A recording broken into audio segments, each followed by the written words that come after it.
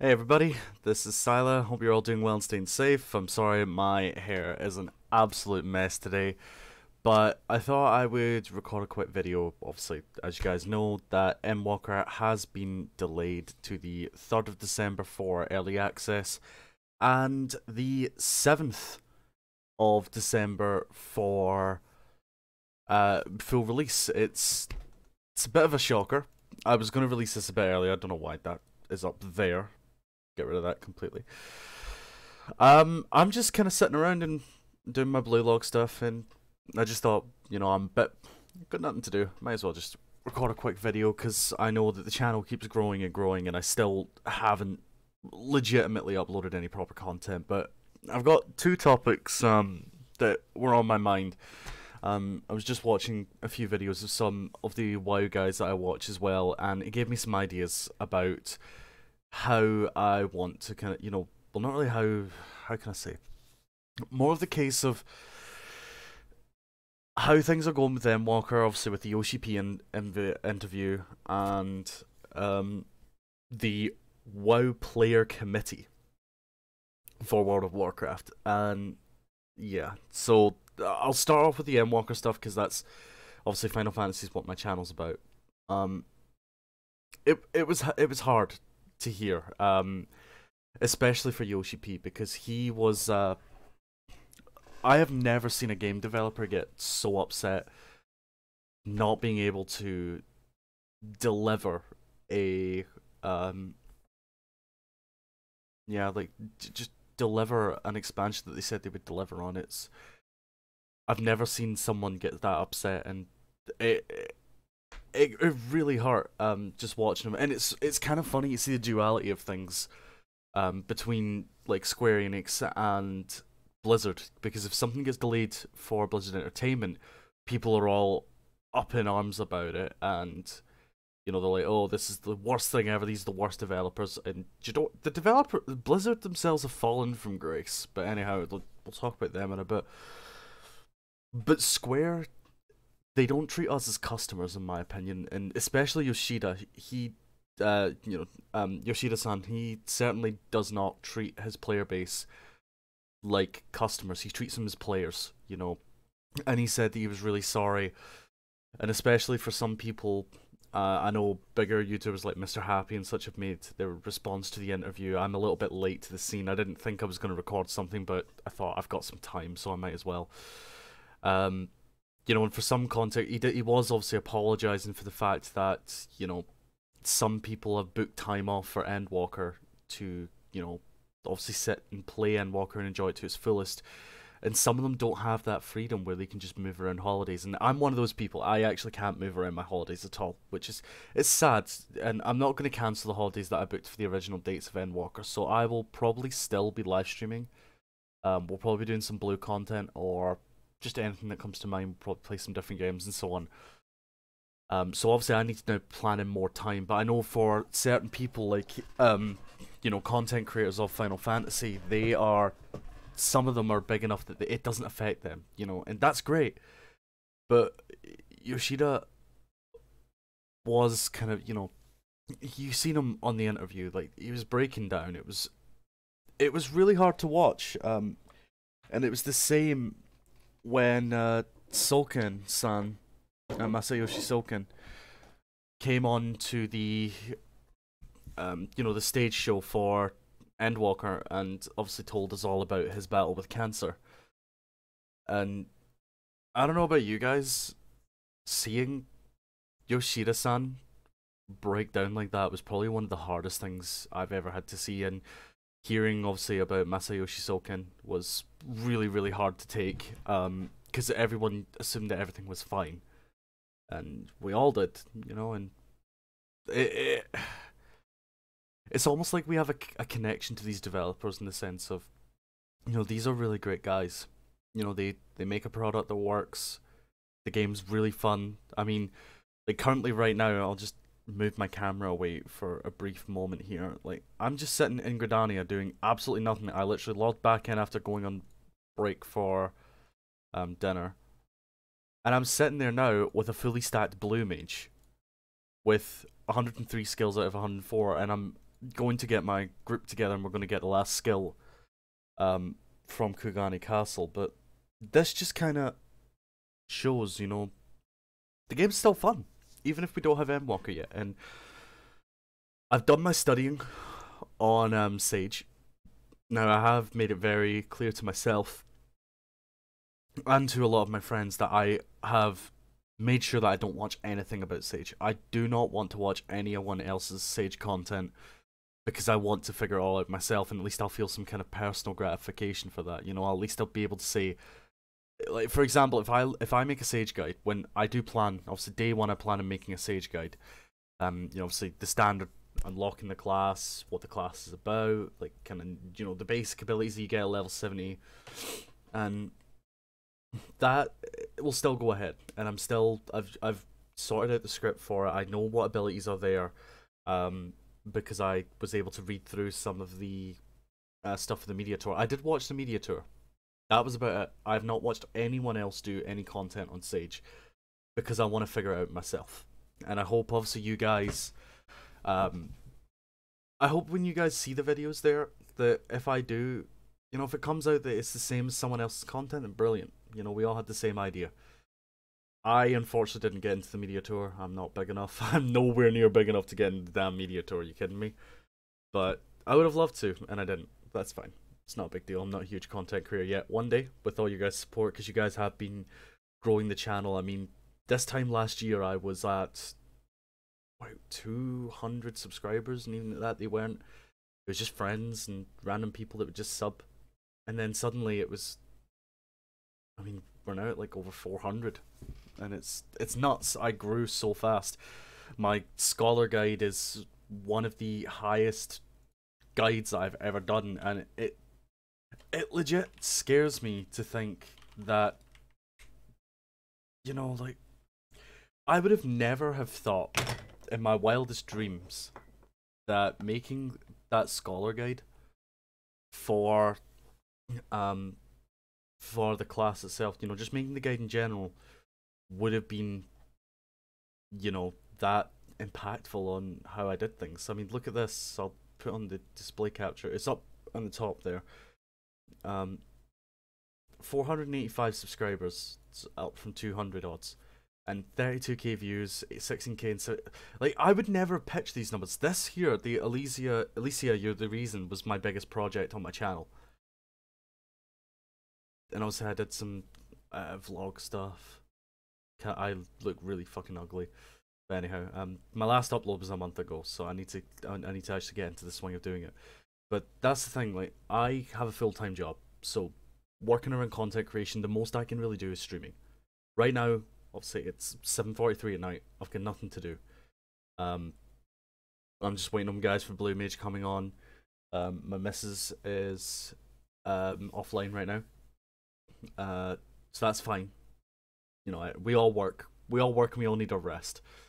So, about Endwalker, we will be making the Sage Guide. I've learned quite a lot from the Scholar Guide and the Ass Guide and the White Mage Guide. So I will be able to hopefully bring that to you guys in. I want to make it better. So obviously for the sake of, like, it. The guide that I did maybe took, I'm sorry if you see this shaking a lot, I'm shaking my hands quite a bit. The guides took me maybe 2 or 3 weeks to plan out, and then the rest of it was just recording. And it's kind of funny because originally when I learned to play these classes, I did what everyone else did. I just looked at the first video that came up on YouTube and I got straight into it. You know, I learned the advanced stuff first. Which probably set me back quite a bit, because originally I was always a bard main. And then I became a scholar main since the start of this tier. And I've been playing scholar ever since. And I've been loving it, every single minute of it. I've been loving playing scholar. Scholar is my favourite class. Will it change in Endwalker? I definitely think so. I think Sage will definitely take over. The aesthetic of the class, the way it plays, it just, to me, it makes more sense. And also there'll be a few guys out there going, oh, because I've seen some guys come into my live stream and they're like, oh, Sylah, I got into playing Scholar because of your guide, because it was really helpful. And I'm like, I'm glad, but I'm not going to be producing another Scholar guide for a good couple of months. But yeah, it's it was awesome, and with the guides. The delay of Endwalker is a bit sad, but it's QA. I would rather have a project delayed or a product delayed for several months, and we're very lucky because this delay is only 2 weeks. 2 weeks isn't going to kill a lot of people. It's a piss take for some people, which, in all honesty, I would say you have to understand that Square Enix have never delayed a product like this. Or Yoshida-san, sorry, has never delayed a product like this. And he's really sad about it, and he feels that he let down his player base, and I would say no, he didn't. Yoshida-san certainly did not let his player base down. We are all there, we understand, we know for a fact that Endwalker is big, and it's going to be big. It's the final chapter of Hydaelyn and Zodiac. And where do we go from there? Sharlayan looks absolutely gorgeous. Sage looks amazing. Reaper looks amazing. Even the small snippets we've seen of Pandemonium look incredible. So, I'm perfectly fine with a 2 week wait. It's a bit sad because I might not be able to stream the whole thing, but I'm hoping that I do get the chance. And that, yeah, that leads us on to the next opposite end of the spectrum. So if you guys have watched any of my previous stuff from years and years ago, you would have seen that I was very much into World of Warcraft when I was very young. And I still play Ascension WoW. You know, I play on a private server, classless WoW private server, because I enjoy it. But I seen recently that Blizzard have announced the player committee. And I couldn't help but get pissed off about it. I mean, I don't play retail World of Warcraft. I've not played retail World of Warcraft since mid-battle for Azeroth, so that's... I can't remember when Najatar came out, but it was a good couple of years ago. I've not played World of Warcraft since then, and even at that, this whole thing about a player committee just baffled me, because Blizzard have had that ever since, you know? Like, Blizzard have had feedback from many, many players, and it's all been ignored. And it's really, really irritating. I loved the game. I honestly did. It was the first thing that got me into MMOs. If it wasn't for World of Warcraft, I wouldn't have ended up playing Final Fantasy XIV. Because I wouldn't have been into MMOs at that point. In fact, WoW was pretty much my first proper online game. Forget an MMO, it was my first game online. So, to see that... there's part of me that says it's good, because it'll mean for the average player, or how many people, I think they said it's 100 people they're taking in, you know, they'll be able to give their thoughts, and they'll be able to share their experiences in WoW, but in all honesty, it kind of feels like it'll just fall on deaf ears, you know? Like, the whole deal about it, the way that they introduced the player committee, is it looked like a PR stunt. And that's the thing that separates Blizzard from companies like Square Enix. Nothing that Square Enix do feels PR. You know, it's not like, oh, we're gonna, you know, we're hearing your feedback. We understand that you're, you know, you want to give feedback about this, that, and the next thing. Tell us and we'll respond. Like, Square don't do that. Because when they got feedback from people, they acted on it right away, and Yoshida-san acted on it straight away, and the development team acted on it straight away. There's things with it. I've been hearing stories from friends of mine that play Shadowlands currently, and they've said that it's not... what they've said, and I quote, this is from two people. I know it says 4, but 2 people. And they're both Final Fantasy players as well, and they're called Kamui and Yuri. And what they've said to me is, the expansion's fun, there's just nothing to do. And this was before there was that other zone. The name will come to me at some point. I don't know, Korthia, that was it. It was before Korthia came out.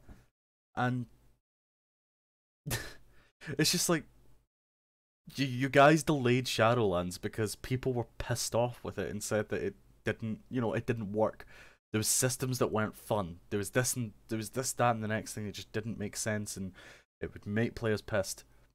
Blizzard didn't listen, went ahead and put everything through, And only now, 9.1, you know, midway through an expansion's life cycle, because usually with the way WoW did it, as you guys know, it'd be the fight. So it would be 9.0 with Shadowlands, 9.1 was the current expansion they're on, I think, and then 9.2, and there should be a 9.3 from what people are saying. It could just be a 9.2, but that's nearly midway through a whole expansion's life cycle, and you're only just putting in changes to make that game better. I mean, I'm glad I've not reactivated my sub ever since. I deleted pretty much all of my characters that I played on. The only ones I didn't delete were a couple ones that I didn't care about, in case I ever decided I want to go back. But none of my characters that I don't even have access to my Battle.net account anymore. So it's I think Blizzard are shooting themselves in the foot by doing that. I know I'm just some random fuck on the internet giving some opinions about a company that I don't really know much about anymore, but it does feel like they'll shoot themselves in the foot, because if they don't respond to something that the community's putting in straight away, people are going to revolt against and say, what's the point? The whole reason why you put this in was so that we'd be able to give you the feedback. I guess. There was I think I read about it, it was a case of everyone will see who made a post in the community hub and so on. That's a bad idea, because if someone makes a point that someone else doesn't like, let's just open them up for a bunch of abuse. And I know, because fair enough, like my last couple of years of playing WoW has always been private servers, and if you say the one wrong thing on a private server, you usually get known throughout the whole community. And it's the same with Final Fantasy, to be honest, is you'll know the assholes across the whole realm because people know who they are. But it's sad. I surely hope Blizzard know what they're doing, because the way it's going is it's going really far downhill. Now, I know obviously big guys like Towley, I still watch Towley to this day. Even though he's playing New World, he's playing WoW, I still watch Towley to this day, even though I don't play WoW anymore. As in retail WoW. And he's saying 10.0 is going to be different, 10.0 is going to be different. And I hope for the guys who enjoy WoW that it is different. Because I'd be sad to see a game that was part of my childhood go to shit. Because it's already in the shit right now. And I have no intention of picking it up ever again. So, yeah. Endwalker side, sad it's been delayed, but understandable. Really hurt seeing Yoshida's feelings. Obviously, we'll get the Sage guide up as soon as we get access in, and we can play Sage. WoW side, Blizzard is going to shoot themselves in the foot. It's just going to happen. I can guarantee it. They're not going to do what they've set out to do, because that's kind of what the guys are used to now. But anyway, guys, I'm going to wrap this video up. Sorry, it's been 18 minutes of me ranting, but I feel it's better than just sitting there for months and months and months without something. So, again, I always stream on twitch.tv/Sylah Umehara. Legit. This little YouTube thing, but on Twitch. So, Tuesday, Thursday, Saturday, Sunday, if you guys want to come and watch. And I look forward to seeing you there. And be safe, guys. I will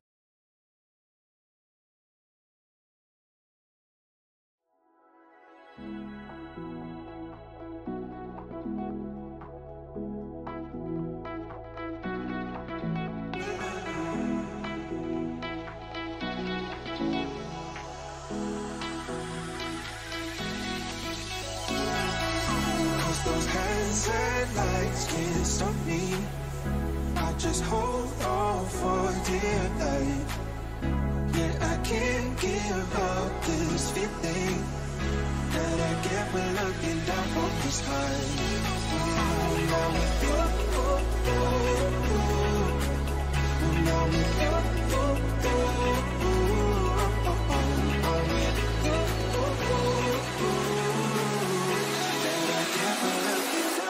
sky.